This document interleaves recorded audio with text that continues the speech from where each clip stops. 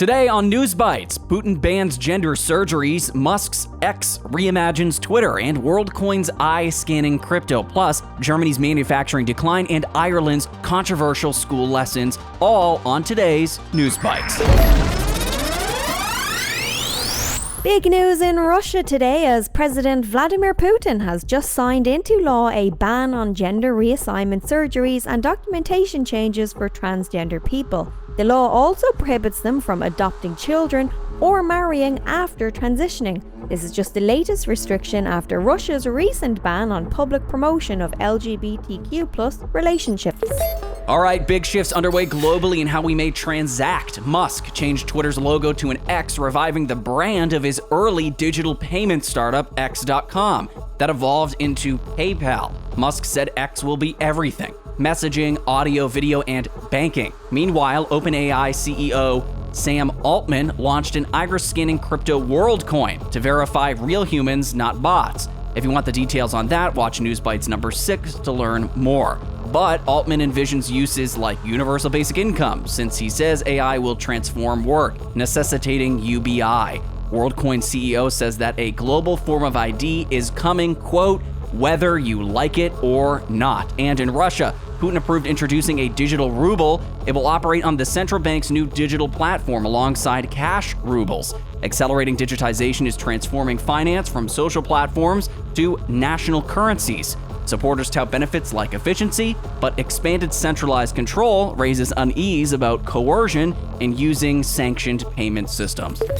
Okay, get this. 20-year-old climate activist Greta Thunberg was found guilty in court today for disobeying a police order back in June to leave a climate protest. She was fined 2,500 Swedish krona, or $240, and then hours later, she was hauled away by police at another protest. On both occasions, she was part of a group of protesters that blocked the road for oil trucks in Malmö Harbour in Sweden. We just learned that I got 30-day fines for disobeying the police, which was expected.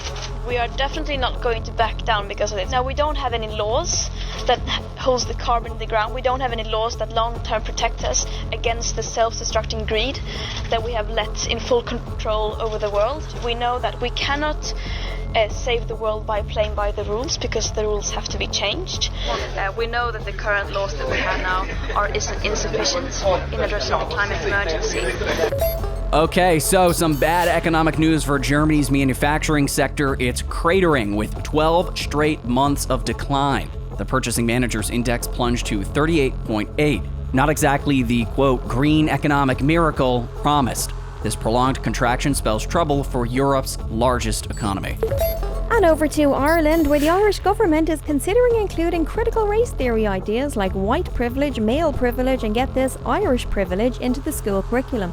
The Social, Personal and Health Education, or SPHE, would be a mandatory curriculum subject in Irish schools. The Deputy Leader of Ireland, Micheál Martin, seemed to deny awareness of the details of the proposal, even though his political party is the one that oversees the body that drafted it. Your Education Minister, Norma Foley, oversees the National State Curriculum Body, the NCCA, and included in the draft curriculum for SPHE is material about white privilege, male privilege and Irish privilege. So why is it your government's policy that Irish children should be taught to judge themselves and others based on nationality and skin colour? Well, first of all, I'll have to read that in greater detail in terms of the NCCA document. It's a draft document.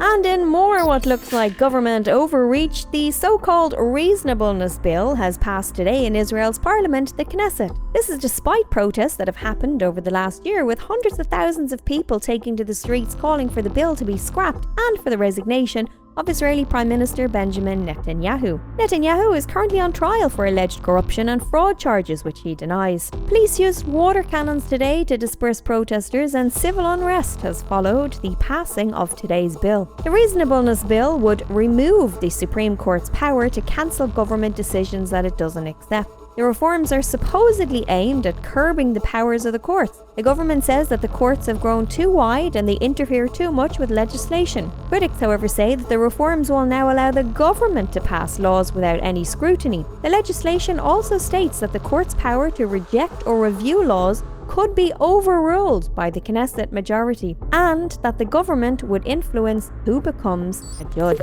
From the Russian trans bans to Germany's manufacturing decline, Ireland's social emotional learning, and Israel's apparent power grab. Those were today's top headlines. What's your take on them? Get involved, stay informed, hit subscribe, share your thoughts, and catch you next time for more no-nonsense news on Newsbytes.